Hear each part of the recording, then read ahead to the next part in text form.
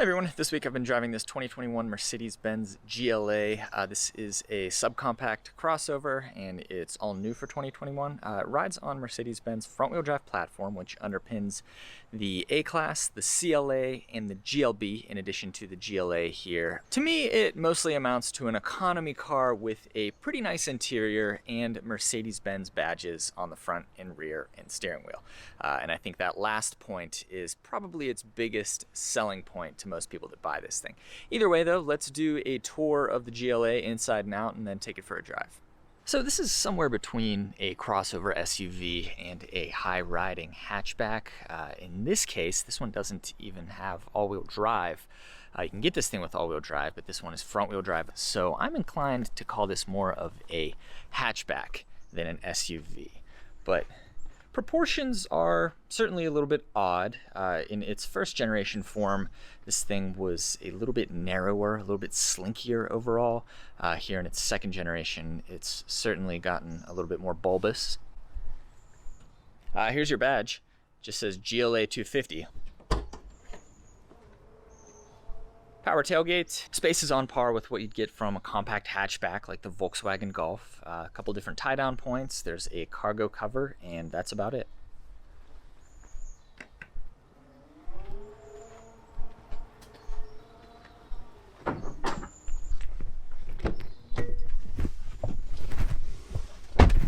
Let's take a look at the window sticker. So this is a 2021 Mercedes-Benz GLA 250. Total price on this one is $42,645. That's pretty steep. Fuel economy comes in at 25 city, 34 highway, and 28 combined.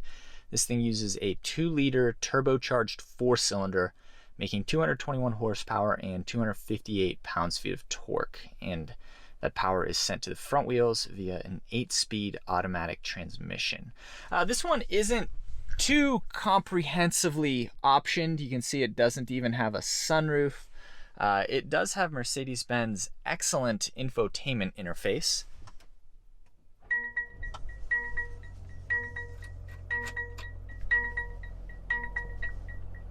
So you can see it uses this single pane design. So you've got a touchscreen infotainment system here on this side, and then a fully digital gauge cluster right here. You can also control the infotainment system via this touchpad here. These redundant controls are excellent, and I'm inclined to call this the best infotainment system on the market right now. It's just intuitive, easy to use, it looks good, and yeah, I think Mercedes-Benz has done a really nice job. Another thing that I like is the shifter is located right here, and that frees up a lot of space on the center console. So you've got a little storage tray, a USB-C port, your cup holders, and then those infotainment controls right there. Beyond that, the interior in here is pretty nice. It mimics the design of nicer, larger, more expensive Mercedes-Benz products. This is real wood right here. If you're into that, you'll like it. Black with contrast beige stitching there, and then beige with once again that wood finish in a few different places throughout the cabin here. Let's hop in the second row.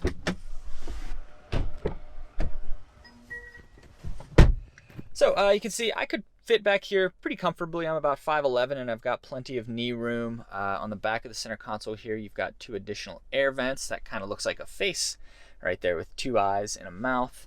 And then there's a, wow, AC inverter back here, 115 volt, 2-prong, and then 2 USB-C ports. So you're future-proof with those USB-C ports.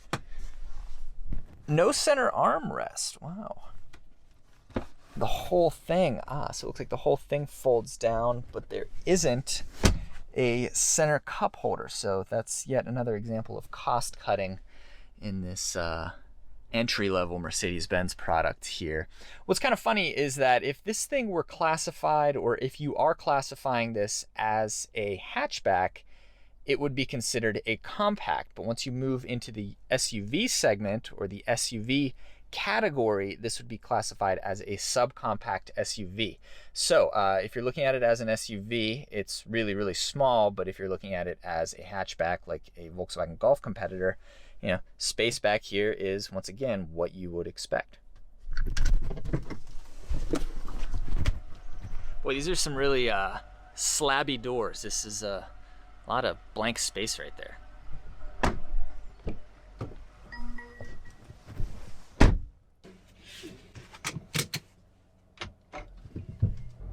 right, the GLA 250. So there's really nothing special about this powertrain. You can find 2-liter turbocharged 4-cylinder engines from pretty much every automaker these days. This one is front-wheel drive only, so you do get a little bit of slippage. 258 pounds-feet of torque to the front wheels. There's a little bit of torque steer, but all-wheel drive, I believe, is a $2,000 option. That's pretty steep.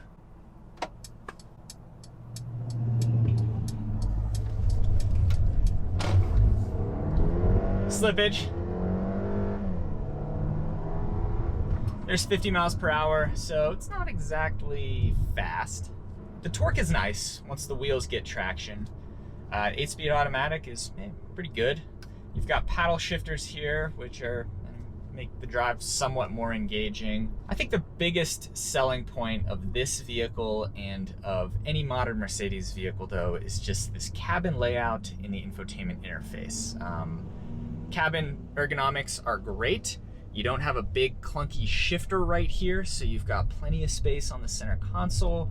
The infotainment screen is really sharp. The infotainment system itself is both a touchscreen and you can operate it via this touchpad on the center console. Using the touchpad's pretty nice, it's pretty intuitive, but if you don't want to do that, you can just use the touch controls. So having that option means that this infotainment system should work for pretty much anyone.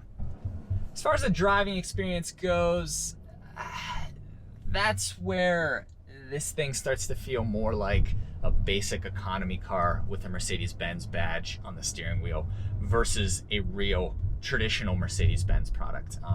Cabin's a little bit loud. We're gonna go over a speed bump here. That was 25 miles per hour. It felt a little bit rough, nothing violent, but just not super smooth.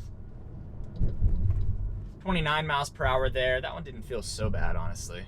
Here's the big one. We'll do 30. Something banged. Again, not alarming, just not the kind of serenity you get from the E-Class, we'll put it that way. Backup camera is really sharp. I went through a car wash in this thing earlier, and you could actually make out individual droplets of water. So there is your look at the new 2021 Mercedes-Benz GLA. There's kind of two different sides to it. On one hand, $43,000 is pretty steep for a vehicle like this. It's front-wheel drive. The materials are okay. They're not quite up to par with other Mercedes-Benz products.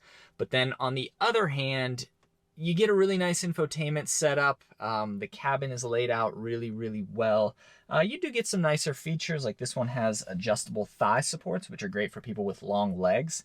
And just the overall design is good, but at $43,000, there are a lot of other options. For me, it would be hard to choose this over something with more utility.